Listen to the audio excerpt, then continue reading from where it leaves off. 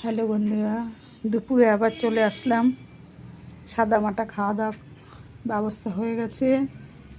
ভাত, উচ্ছে ভাজা, কাসুন্দ, বাটা পটল দিয়ে দেখিয়েছিলাম তখন, মাছ ভাজা, ডাল, মাছের ঝাল, টমেটো দিয়ে আলু দিয়ে মাছের ঝাল করেছি।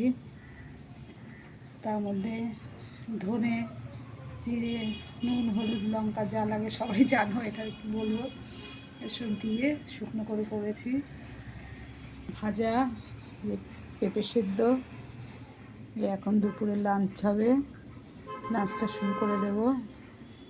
একটু দেরি হয়ে গেছে, ঠিক আছে, আবার পরে কথা হবে। শুভ দুপুর, সবাই ভালো থেকো, বিশ্রাম করো, আমার সারা হোক। আমার একটু দেরি হবে যদিও, ঠিক আছে, পরে কথা হবে, বাই।